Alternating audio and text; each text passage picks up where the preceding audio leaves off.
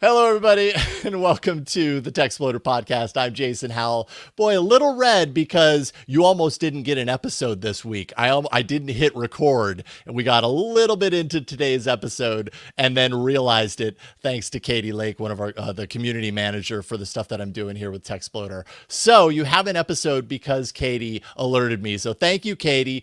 Thank you, everybody, for your patience. Today is obviously starting a little different because normally I do this show edited and then I throw in B-roll after the fact and everything. Today it is live and it almost bit me in the butt, but I'm really happy that it didn't because we have an amazing guest joining us on the Techsploder podcast today, and we're going to get to that in a second, that chat. But first, real quick, Techsploder is a community-driven show, and really, I love what I'm doing, but it does rely on the support of our patrons. So if you want to support what we're doing with Techsploder, like Jake Pusey, also Diami, who I think is the gentleman who helped me build a main cabinet at Twit back in 2016. I hope it's you anyways, Diami. You can support us at patreon.com/Jason Howell. That direct support ensures that this show continues and blossoms and grows, and we can continue getting amazing people like today's guests. So without further ado, let's do this.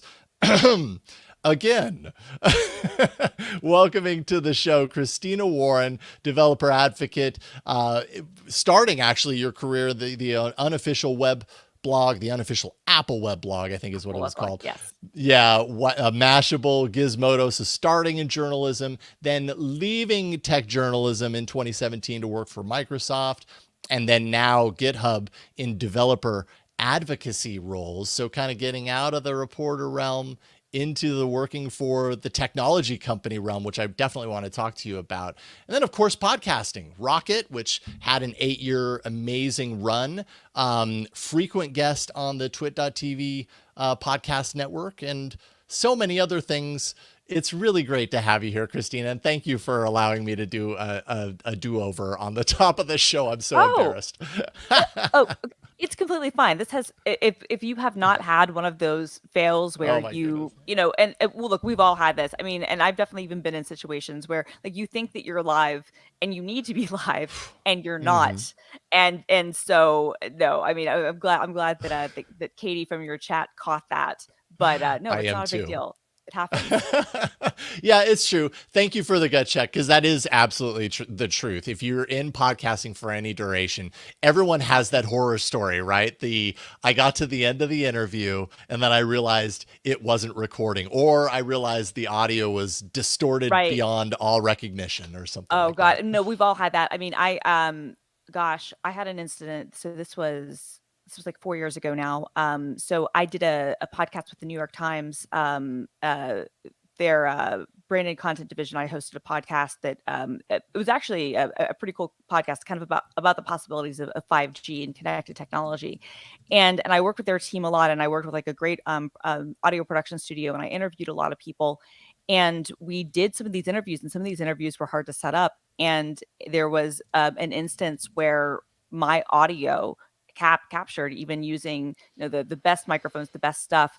Turns out that by using a cloud lifter, I like live on top of like a radio station or some waves, and you could hear the radio station coming in the background on the track. Oh, no kidding. And so it sounded a little bit like Gremlins. Yeah. So, well, it just happened to just be like where I live, right? It just, I happen to be like on top of basically like a WEXP, which is a really big NPR kind of music station. And then there's a college station as well. And it's one of those things I'd actually noticed that this was kind of coming up with some really cheap speakers that I had in, like they might not even been plugged in, but if they were powered on, like I could hear them occasionally, but I didn't realize that this was going to show up on the podcast, or because when I recorded at a lower resolution, it was fine. But by recording in the highest resolution, that's when we found it. Now, without the cloud lifter, it ended up being okay.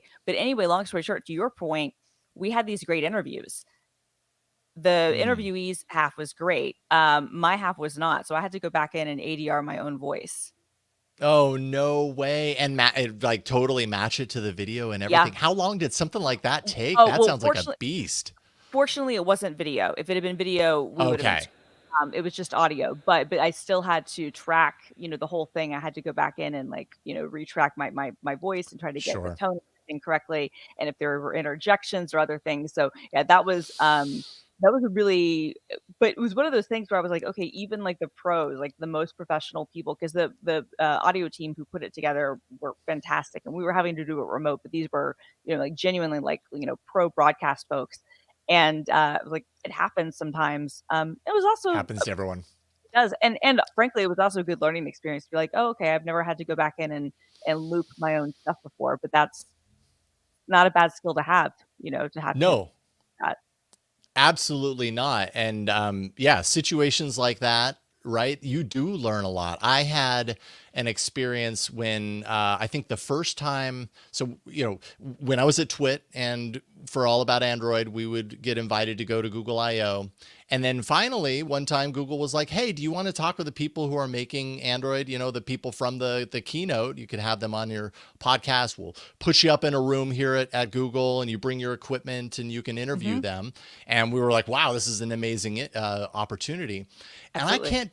I can't tell you why I did this because we had a team. I have no idea to this day why I thought to do this, but right before the interview started, I pulled out my phone and I put it on the desk and I hit audio record. Like I opened up the audio recorder and I hit record. And like, it's just not something that I would normally do in that situation. But for whatever reason, something pointed me in that direction. And it turned out at the end of the recording, all of the audio was distorted beyond recognition. Oh my gosh. That was recorded through the standard setup. And, so of course, John Slanina, one of the engineers who was there, was like, oh my goodness, I'm so sorry. Like this interview is lost. And I was like, dude, I don't know why I did it, but I recorded the audio on my phone. And ever since then, like the lesson that I learned that follows me to this day, except for just earlier, because this is a little different. I'm still learning my lessons here, but is just the power and the necessity of redundancy. You can never be too redundant in situations like that.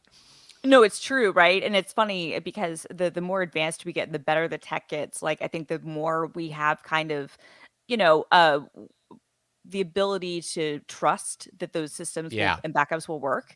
But I think that those of us who have been at this long enough, it's almost like I almost have the inverse effect where I'm almost like, yeah, I know that this works 99% of the time, but I'm still paranoid about that 1% of the time where it's either my screw up or somebody else's, because we've seen that happen before. So it's like the tech has gotten so much better and is so much less brittle than it was even a decade ago, right? Like when you know, when you were at CNET and at Twit, the live streaming setups that we've had even like in the last, like 4 or 5 years, like we would have killed for that sort of stuff, earlier on. But the technology's improved. But at the same time, I think we all still have those lessons that like, no, it's still brittle a little bit. We still have to have our backup plans, which is a good reminder. And I think when I like think about like the technology landscape in general, like that's always like it's good for me to kind of like remind myself both of how far we've come, but also, hey, there are still pratfalls to be had as well. Don't get too caught up in the marketing message.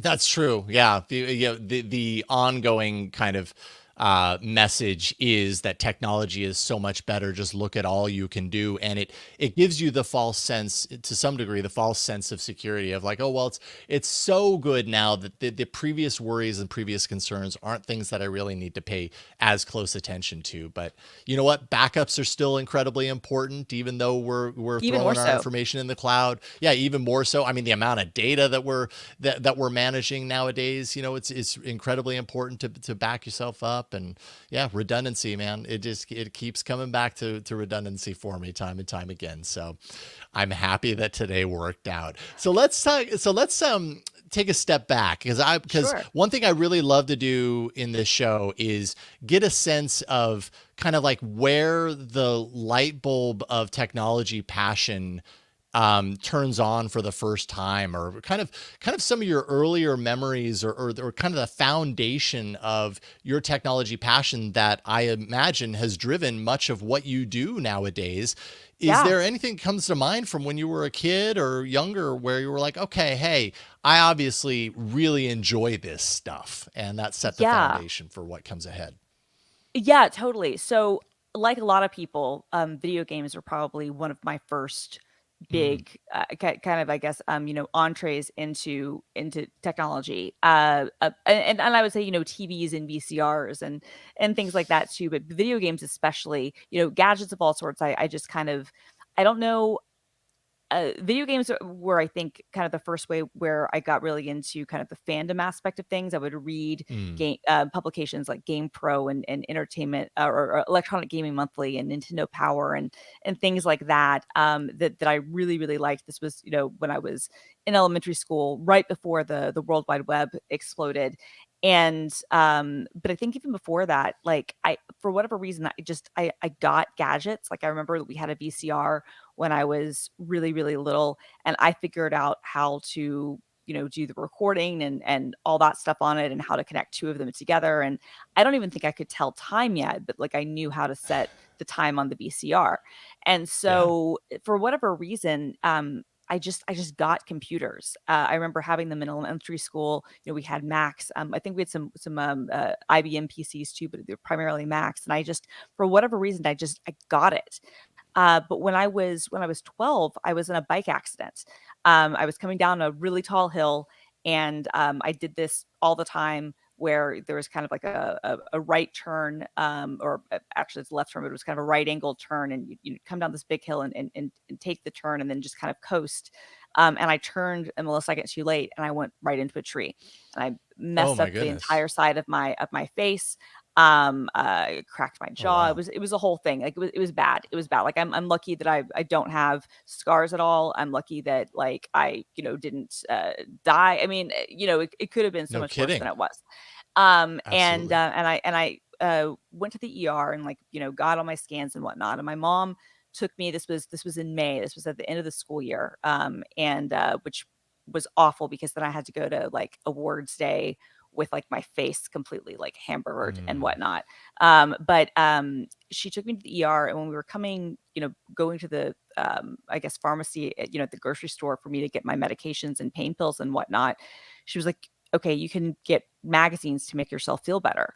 Well, I'd already gotten, like, that month, like, 17 magazine and Teen and Teen Beat and those types of things. But I was 12, and I was like, I really kind of want to get into computers. This is a thing that I like, and I want to know more about. And so I bought these two computer magazines, and I didn't understand anything that was really on the cover of them. Like, the whole thing was kind of Greek. But that was kind of where I was taking, like, a conscientious choice. Like, I was very, very into video games at the time, and I was very into following the latest things that were happening on those systems. Like, the PlayStation had been announced. I don't think it had come out yet, and we were still kind of in that era. The Nintendo 64 was being Hmm. discussed. I think they were still calling it the Ultra 64, but I Right. didn't really have anything. I didn't really have any knowledge about the uh, real computing industry until I got those magazines. And that kind of kickstarted, like, that summer, me going to the library and reading more and playing with things on our old laptop that we had, that my dad didn't know how to use, but I figured out how to use and figured out things about it. And by the end of that summer, so, like, I got in the accident in May, and by the time school started up again in August, I understood basically everything that were in those first two magazines. And that for me was sort of like, I always say, like, Mm. it was the catalyst. Like, I think I would have gotten into computers without that push, to be clear. Like, I think I would have, found my way into it. But that just kind of kicked off with me kind of this, okay, I want to know about this. I don't have access to all this technology, but I can read about it, and I Hmm. can learn about things that way. And then when I have access to things, I can start to, experiment and see what more I can do. And so for me, that was kind of the light bulb moment, was getting in that bike accident, and then, reading and playing around with things from that. But I would say after that, the World Wide Web was the real big catalyst. Like, I would read about people building web pages and, like, what the web was, and that was the most exciting. And just, I don't know what it is. Like, I always say, like, the web is my first love, and I feel that, like, very truly, because it just kind of made sense to me, where I was like, oh my gosh, this is Hmm. the coolest thing ever. Wait, you mean I can build my own web page? I can build my own space to do my own things? What I can, and other people can do that too, and people can share them with one another. It was something that was just at a very young age, just profoundly opened up just the sense of possibility. I think that's really what it was, and that has never left. And so even like what I do today, all these years later, it's I'm thinking about like, okay, this is the possibility, and this is what can we do next. Yeah, what kind of early on when you were kind of experiencing the web and realizing you could kind of create things and have them hosted online and people could visit them, like, were you doing this all straight HTML, like learning the HTML code using a Oh yeah. WYSIWYG?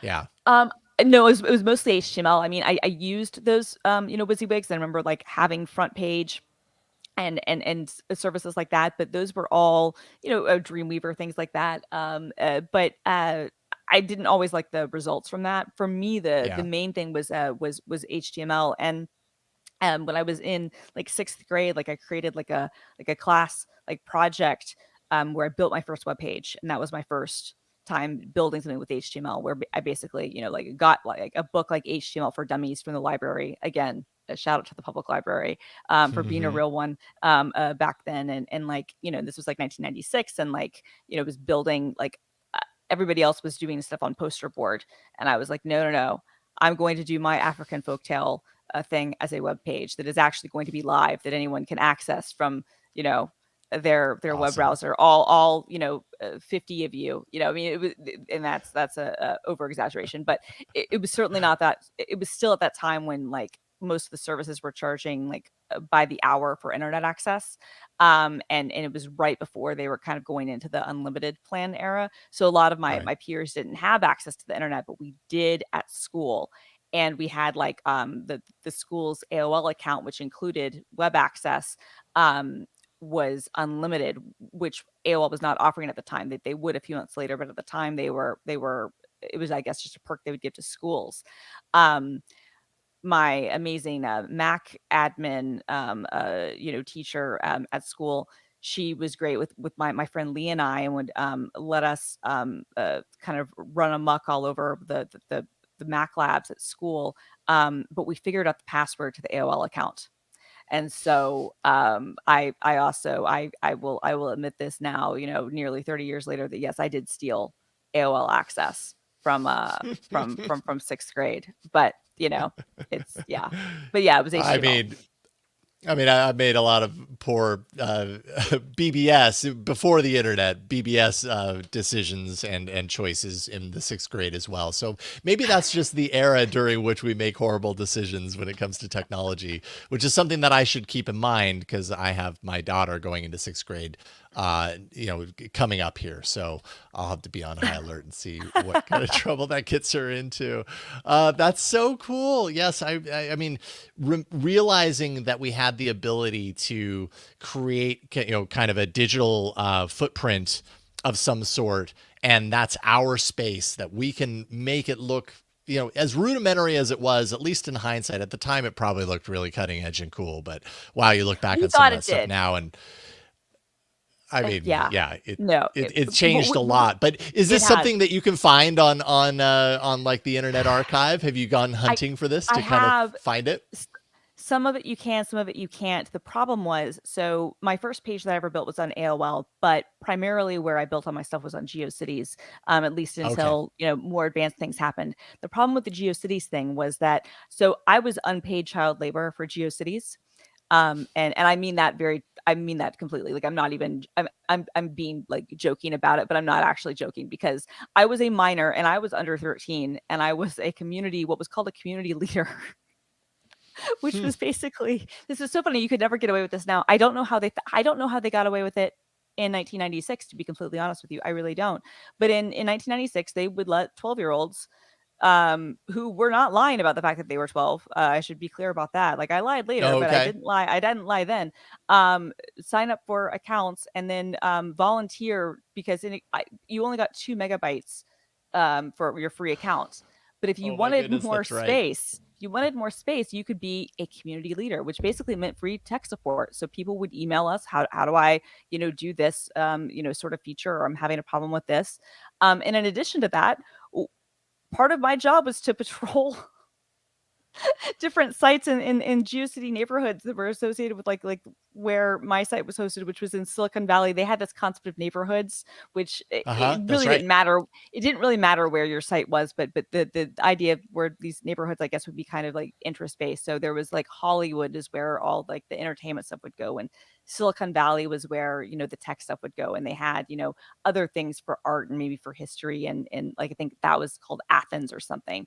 Anyway, um as part of like you know, the exchange and getting these extra megabytes, these very crucial megabytes of space for my thoughts and my autoplay MIDI files, I would have to go and I guess check people's pages to make sure they weren't violating the community guidelines. Oh Again, my I'm 12. goodness. At 12 years old. Again, I'm That 12. is Yeah. so crazy. And you know, like I didn't even think about it at the time. Like, oh yeah, that was absolutely not a thing that Well, you of should have course not. children doing.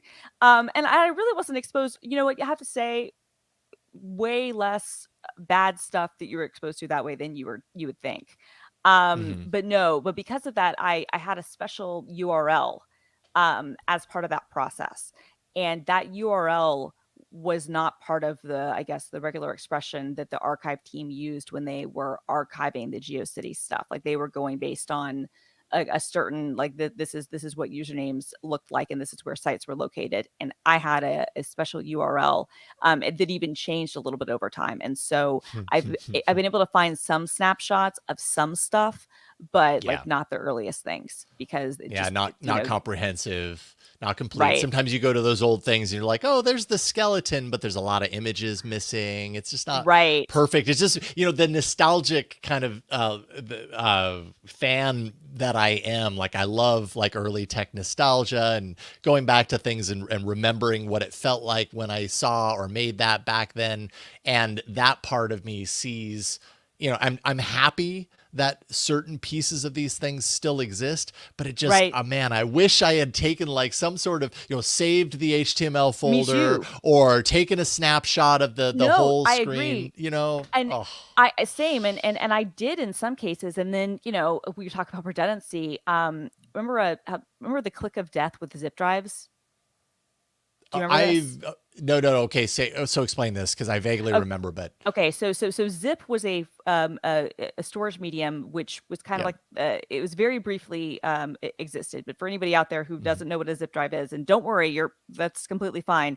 Um, a floppy disk could only store 1.44 megabytes of data for the dual density floppy disks.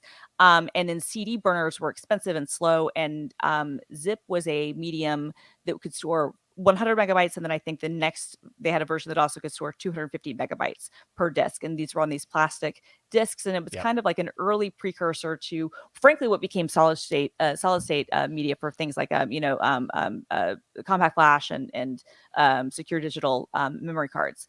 But the zip drive had this flaw where something weird would happen with, I guess, the drive mechanism, and you would hear a click. And if you heard a click when you inserted your disk, basically it meant that the disk had been erased and was Oh you dear. lost all your information. And this was like a known thing. And the company who owned them, I think first was 3M and then or iOmega, and then I think 3M bought them or something. Maybe I'm forgetting that, but I Right. know it was iOmega.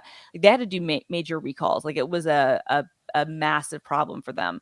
And so I had backups of things, but in the 90s, like I remember it. I remember like getting like the click of death instance. And so there might be some floppy disks that are in my parents' house somewhere where that might be retrievable. But yeah, I'm with you. Like I wish that I'd done a better job over the years of, you know, because I've oftentimes saved things, and then what I don't do a good Hmm. job with is like, okay, but where is what's been saved on that, and have I actually Yeah. audited that backup? You know, Oh, that's the bigger thing, right? that speaks so directly to me, like, and I'm sure I'm guessing that we've all experienced this to a certain degree, especially as decade after decade all we're doing is adding more to our data archive, right? Yes. And so like I might have a new computer now, I get a new computer, I've got all the stuff that's on my old computer. Do I take the time when I move that data over to organize it into some Right. sensible way, or do I do what I usually do, which is I just create a folder that says like 2017 MacBook Yes. Pro, everything gets dumped into there, and that keeps happening. And so, you know, like like my kids, I think of my kids and I think of the stuff that we pass down from generation to generation. And it used to be tangible in your hands stuff.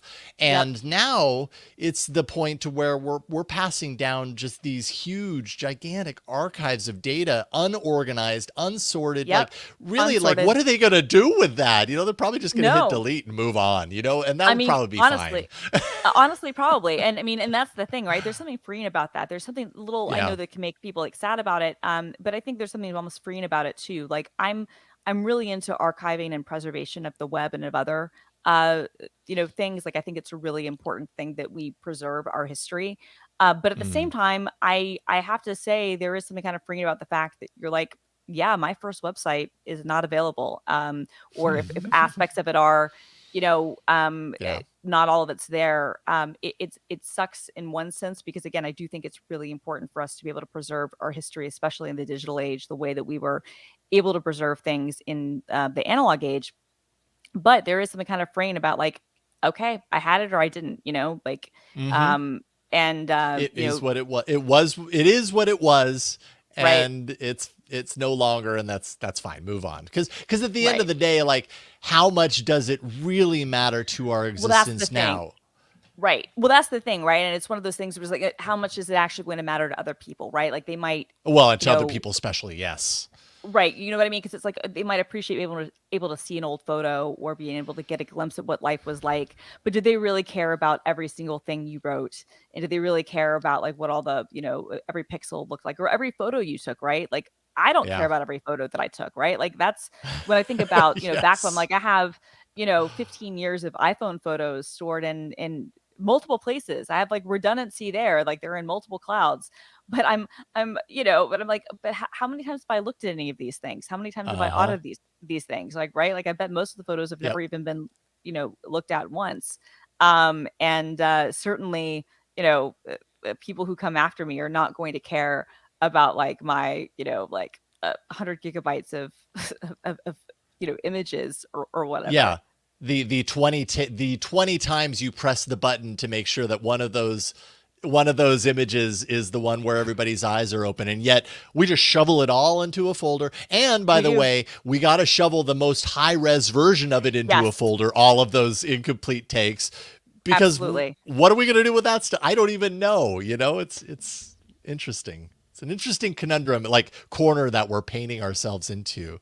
I had an experience not too long ago, actually, probably like at this point about 3 years ago. I'm curious if you've had a similar experience with data loss, but I had a external hard drive that a lot like I couldn't even tell you exactly what's on it, but it was like one of those places that like, all right, I need space on my drive. So I'm taking like these projects, these old music projects and whatever. I'm just putting it over here. It's not backed up anywhere. It's just on this drive, but that's okay because I'm just putting this drive on a shelf and it'll be fine. And I pulled it out one night and set it on the table and hooked up my laptop and was kind of perusing through like, oh, there's all these music projects and everything. Listen to these, and then my elbow hits the drive.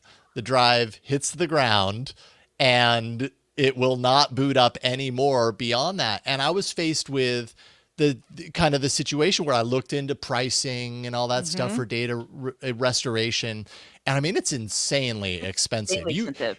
You have to ask yourself in that moment, is all of this information, this data, which, still to this day, like I can think of a couple of things that I know were on there, but really it was a bunch of stuff that like I have a really hard time knowing for certain that this was on there outside of the fact that I know that there was stuff on there that I knew I wanted to save.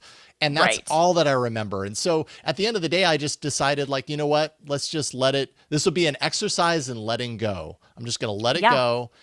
And it was kind of freeing. It was kind of like, okay, I'm not burdened by the need to like carry around this data with me anymore. For what? For me to pull out once or twice in my lifetime and remember what Right. it was like. And then, that's it. No, and I think you're right. I mean, yeah, because that recovery stuff can be so expensive, and it's Oh my fascinating what they goodness. do. And it's even and it's getting harder now, right? Like it's interesting. Like solid state drives are obviously far better and more redundant, but that also like the process there for recovery is different than it was. With the platters was in some ways easier with the older drives for them to do what they can do, but like there's only so much you can do in terms of trying to recreate those bits. And now that we're getting into Hmm. things like drive encryption, which by default, like it gets even harder. There's a lot of factors involved, and yeah, you have to really ask yourself, like, okay, is this something that is this like necessary? Is this data that I have to have, or Hmm. yeah, can I maybe Marie Kondo my digital life and ask, do I need this? Well, does it Yep. spark joy? And if the answer is no, then it's probably okay to let it go, which can be difficult. And yeah, Very. I'm always at two minds of that, because like there's the hoarder part of me that wants to keep everything forever. Then there's like the more maybe like rational part of me that goes, no, you're going to look at this twice and you're going to have the fond memories, but also who does this have value to? Well, to me, right? It has I Hmm. have value because I remember the good things, but is anyone else ever going to care? Probably not, right? I So I can I let have this I go? have Sure. I have a box, like literally like a box this big, full of audio cassettes from when I was my children's age, starting there, recording music, with friends, just turning on a tape recorder and ha Yeah. ha ha, talking about stupid like seventh grade stuff. And I have I've carried this with me throughout my life, thinking someday my kids are going to want to listen to this stuff and know what their dad was like. They have zero interest. Like I've brought it up a couple of times, and I'm certain that hard drive had some of that stuff digitized, because I was like, well, I Totally. might as well digitize it. And that was kind of part of letting go. It's like, I just don't think that they really care. Like, and that's okay. Like, it No, it doesn't is. need to matter to them. No, and the But thing how do is I feel letting go of it? right. And the thing is like maybe they would like to hear snippets, right? Like Pieces. see pieces of it, but Totally. but you don't need all of it, right? Like I No. think I think that maybe that's the lesson, is there's balance. I There's a way that you can go without having to go to one extreme or the other, right? Where you can preserve things, but also you don't have to keep everything. It's okay. Yeah, balance. That's something that comes up often in my life as a need, something that I need to do. You mentioned kind of collecting things, and I want to talk about that. But let's take a quick break before we do, and then when we get back, we're going to talk about your collectibles obsession. I don't know what we'll call it, but we'll talk about that in a Definitely. second. All right. So, Christina Warren, one thing that I have learned about you in the years that you were, especially when you were a guest on This Week in Tech, and I was producing behind the scenes, is that you have kind of a part of you that likes to collect things. Now, you've got collectibles related to shoes, I believe, right? Yes. You're a Yes. collector of shoes.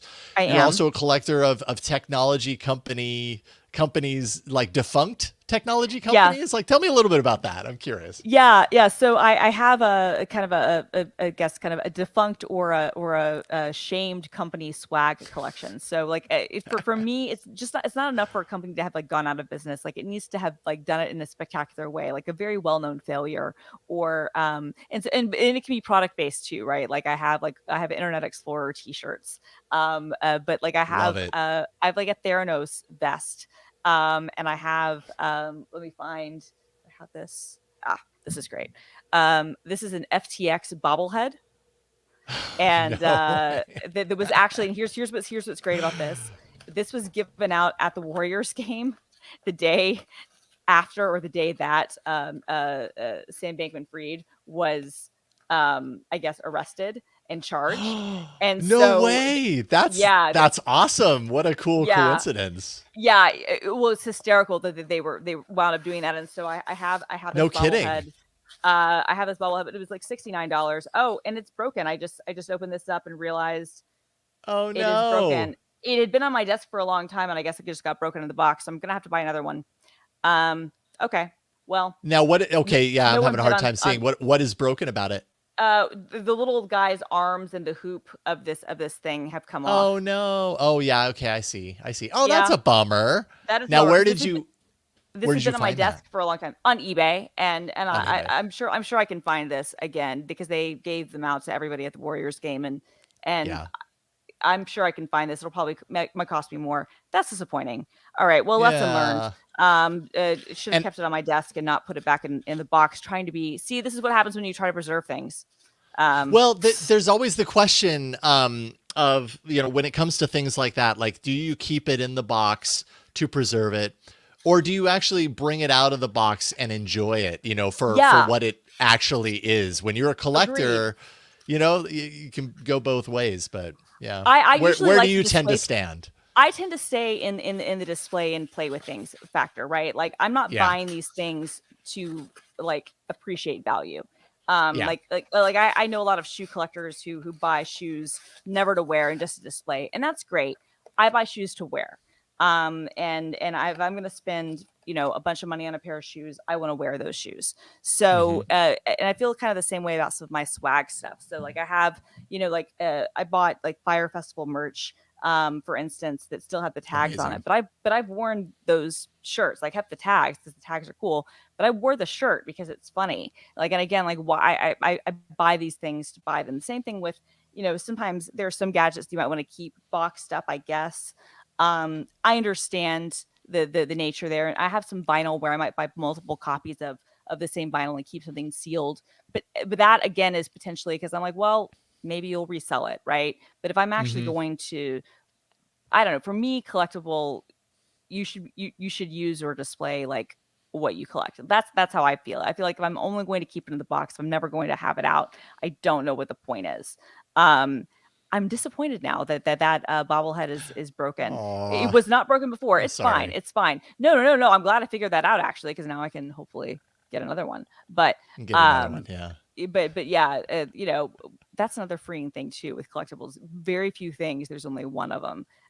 Even with Mm. like the companies that have gone out of business, there's a lot of it now. Some of the stuff can be really competitive to find official stuff because there are a Yeah. few of us who are active collectors in this space, and the price can go up. And I've sort of been responsible for my own downfall in this regard because there was an NPR story about me and about the collection that I do a few years ago, That's right. and that created more competition for myself.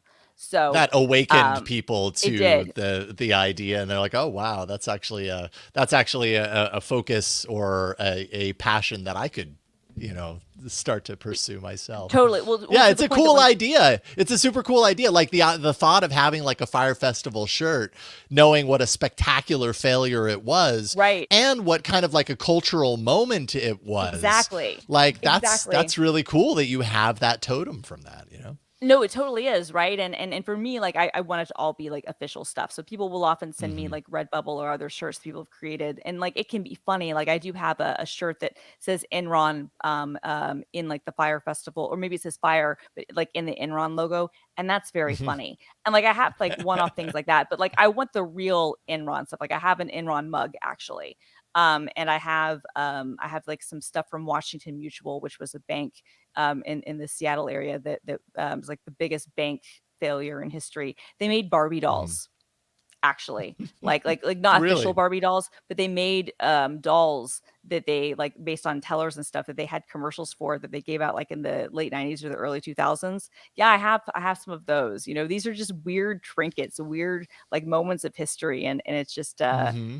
I don't know. I find it funny. I also think that it's kind of again go back. It's a little bit humbling to remember like how things can go. Like you can think something's the greatest thing in the world or has a lot of potential, Hmm. and it can turn out, yeah, great FTX. You got your name, on a bobblehead. You were also, committing a bunch of crimes, and Yep. like not on the up and up. It's a good reminder to be like, hey, we thought that these ideas were going to be great, but they weren't. And I don't know. I And now like it's that. like a punchline. Now Kind having of, having yeah. merchandise is kind of like a punchline. Yeah. It totally is, and it's funny because, like, people sometimes they get scared. They see if I'm wearing a shirt with something. Oh, you think that that's dye? I'm like, no, no, no, no, no, no. There's separate things. Like sometimes I just like to wear shirts of things to carry, and then sometimes, of course, the sad thing is that shirts can go from one status to the other, over time. Yes. So hopefully in this case it'll be good. But like Gizmodo, a website I used to work for, was sold Hmm. for the second time, I guess technically third time, this week. And So like every time things like that happen, I'm like, well, my Gizmodo shirts, just get closer to switching from being like vintage is where I used to work to being, collectible of your like defunct Right.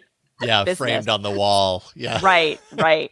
I think the new owners actually have really good intentions and seem to have really high hopes for things. So hopefully, that one will stay out of the dead company pile for a while. But yeah, it is sort of Yeah. funny to just think like there are things you can look back on and go, oh right, remember that when we all thought pets.com was going to be Oh, a, yes, a exactly. big Great thing. example. Great example. I mean, that would they had like the Super Bowl commercial Yeah, with and the sock everything. Yeah, puppet and they were stuff and yep, they were big time. And oh my goodness, how so many of those businesses that were once seemed impenetrable just lost to the wind, and it was really only a small amount of time that they were very, very, very relevant, brief but window. it was such an important like big moment in Yeah, technology, that like .com boom. It felt so different, and companies like pets.com, were offering something that we hadn't seen at that scale or in that kind of presentation that right. way before. But they had to No, fail for the other ones to win no, they later, did. No, they did. Well, I mean, it's so interesting because when you look at all those big .com companies, the only one that really lasted was Amazon. And Hmm. that was not a guaranteed thing. I mean, granted, they were early and Amazon was big from the beginning, but it was not a guarantee that they were going to last. Like I remember the first Yeah. time they had like a quarterly profit or break even moment, and that was like well into the early 2000s, and this was before they started to not profit on purpose, which was a strategic move, to be clear, for tax reasons and other purposes. This was but this was back when a lot of the companies had gone public, and there was this big gold rush, and then the bottom dropped out, and most of them went Hmm. under, and Amazon is one of the few that kind of lasted, and they acquired a lot of those other companies, and but a lot of those ideas that those things had, some of them were incredibly dumb, and some of them were really, when you look back and you're going, wow, you really thought you could have a business model where you would just sell everything at a loss, but it would somehow make up for it. Like, and it's like all the Hmm. volume in the world is not going to do that. Yet we run into these problems over and over and over Oh, again. that yeah, that continues. That I feel like It that does. is pervasive in the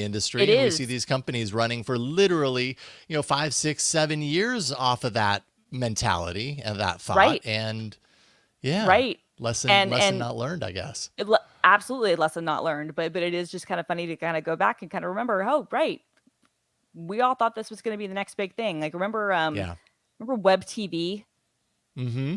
Yep. which was like Microsoft as attempt to like have like a set top box that you would connect to the internet and like browse like the web. Like you wouldn't use a computer, which would make sense. No, just use something slower and worse, even lower resolution on Oh your God. television set. Oh yeah, Um, but browsing the web, anything on your TV, and yes, that was a thing for a while where it was like, well, this gives you the power and and amazing qualities of the internet, and you can do it from the comfort of your couch. But oh, it was never it like was it never was the so brutal. Anytime I ever tried to do it, Oh, no, it was terrible. It was a terrible experience, and, like, the yeah, idea, you understand where it was going, right? And yeah, obviously now the internet totally. has infused its way into everything we do, and you can see, like, the germs of, like, where we are 25 years later. But at the time, yeah, no, the experience was terrible, and so, you kind of look at these things and you're like, "Wow, but people really thought that was gonna be Whew. everybody's gonna have these." And then sometimes you do have things that for a moment really are everywhere, like TiVo, right? Like TiVo was one of my favorite tech products ever, and one of the Yeah. things that Oh, for sure.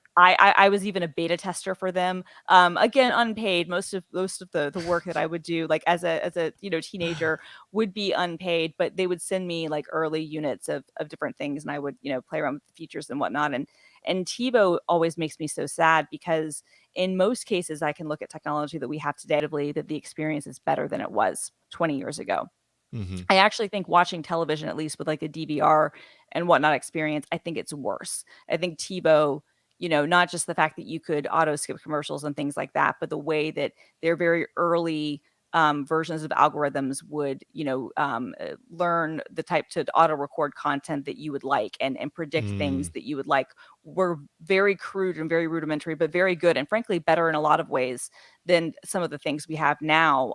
Even hmm though they were, again, like, far less technologically advanced. And it's sad to me sometimes to think about, okay, what have we lost? And sometimes I think, okay, well, how much of this is just your nostalgia, Christina, and how much of this is a demonstrably worse experience?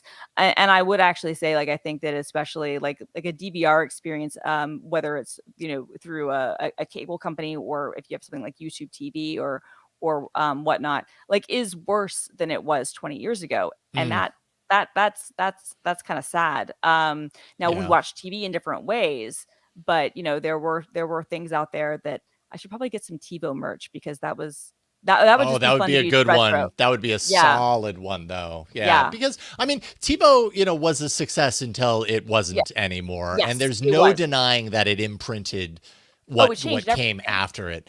And Right. I would say most people. I mean, I certainly had a TiVo. I loved that thing. I mean, that was such a change, such an evolution in watching TV. Now, I Yes. don't really watch TV anymore. Same. It's a totally on demand It is. world. Like I don't have much need for a live TV subscription. And if I do, like, the Olympics are coming up, so I'll probably drop in on a month, for YouTube TV or whatever. But I would Right. agree, like, even the online kind of cloud DVR experience, it does similar it does basically the same things, but there was something about that locally stored.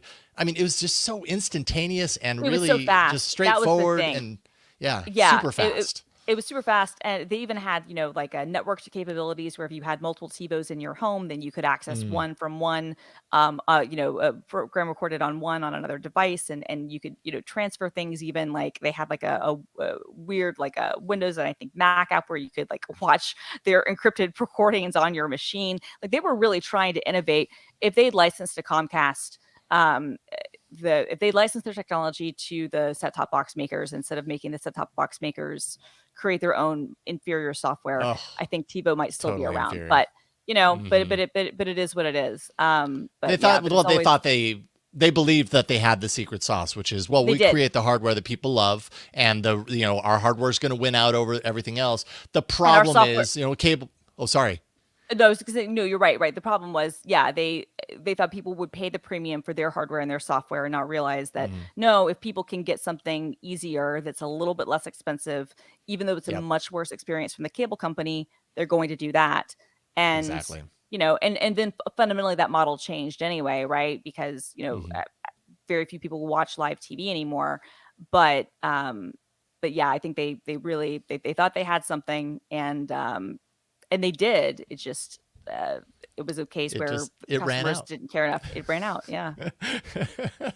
It ran out. Unfortunately, it was superseded by, yeah, poor. I remember having Comcast, and them, of course, that exactly what happened. Comcast ended up offering, a deal that includes the DVR and, all Yep. this other stuff, and make it seem like it's the right choice, and then you get it and you're just like, wow, this was totally a step down, but I am saving some money, or whatever the case may be, whatever the justification was, and that just made Right. TiVo irrelevant. I think you definitely need to get some TiVo collectible merch. I That definitely do. I need to that get some makes a TiVo lot of merch for sense to sure. me.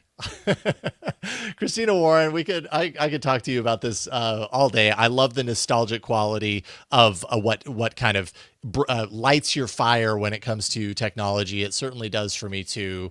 And thank you for sharing some of your thoughts on kind of your story on technology, and Of what keeps you course. engaged with what you do. What do you want to leave people with, as far as how they can follow what you're doing now? And yeah, just tell us a little bit about what you are doing now. Sure. Yeah. So I work at GitHub. I work in developer relations. And so one of the things I do is I talk to developers all day, which is really great. I'm going to be in San Jose this coming week, kind of hanging around WWDC, and I'm going to be in San Francisco in 2 weeks, actually, or I guess 3 weeks, for the AI World's Fair. So I spend a lot of time, talking to people, online or in person, and kind of keeping abreast of the latest things people are building. And then people are having issues using some of our tools, then I can connect them with our product teams, and I can offer feedback on that kind of stuff. But to keep up with me, I'm still active on social media. I'm not as active as I used to be, but I'm on Twitter, I'm on Mastodon, I'm on Threads. I'm on Blue Sky, less than some of the others, but I'm on all of those places. I'm film_girl in most places. If I'm not film_girl, it's because they don't have underscores, and so then it's film girl, one word.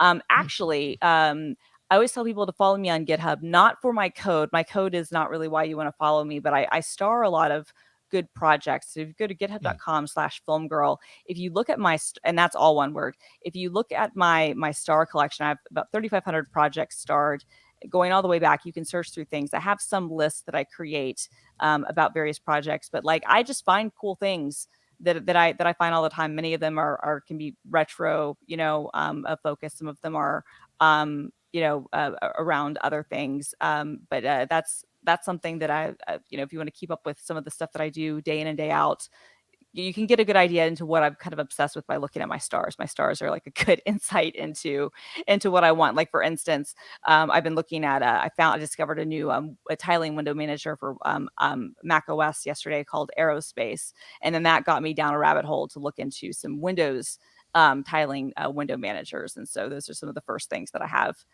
Like if you scroll up a little bit, you can see, or scroll down a little bit, you can see in my star repos. Win there we go. Okay. Blaze, WSM, and Aerospace and things like that. And so, yeah. Right on. That's cool. I personally haven't spent a whole lot of time on GitHub. I'm not a developer. So I honestly didn't know that you could that there is this kind of like social kind of sharing element of it. This is actually really cool. Yeah. I mean, I would say even if you're not a developer, GitHub is a great place just to go to look for projects, to see if there's something that interests you. And like, for instance, the other day, a friend of mine sent me a TikTok that showed how somebody could customize the login screen on their Mac to have like a customized video when you log in, to have one of the moving wallpapers. And there's a way you can customize that. You have to replace a file in kind of a hidden folder. But someone created a project on GitHub that automates that process and actually makes it like an official screensaver. So, that's like an example right there of something that, okay, I could do this thing manually, but someone else has already made it better. GitHub is a great place to find out like, hey, I want to do this nerdy thing. Has someone else already done it? Yeah, probably. And and so you don't have to be a developer, but it's just a great place to kind of look and go to, figure out what other people have built and shared.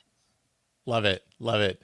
Christina, thank you so much for doing what you do. Thank you for sharing who you are with me and the fans of Techsploder today. It was really fun talking with you about all this stuff. And thanks for being patient at the beginning too, because redundancy wins again. Again, if this hasn't happened to you at least once, like you haven't done this long enough. So not a problem at all.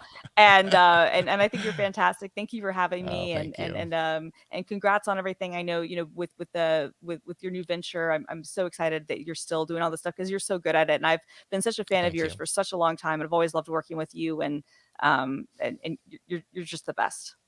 Oh, right on. I really appreciate hearing that. Thank you, Christina.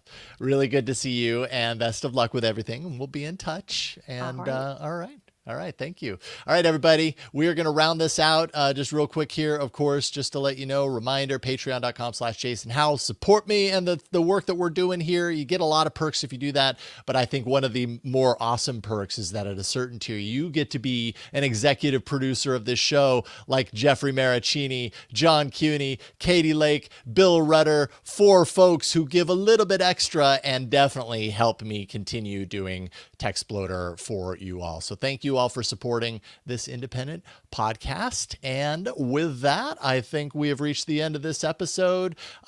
Please, reminder, we do the show every Friday, essentially. Usually it's live, but it'll be premiering while I'm gone on my vacation here next week. For the next 3 weeks, you'll get some new episodes at 10 a.m. Pacific, 1 p.m. Eastern on the Techsploder YouTube channel. And don't forget to like, rate, review, subscribe. That really helps me out, and you can find everything you need to know about this show at techsploder.com. Thanks again to Christina Warren for joining me. I'm Jason Howell. We'll see you next week on another episode of the Techsploder podcast. Bye, everybody.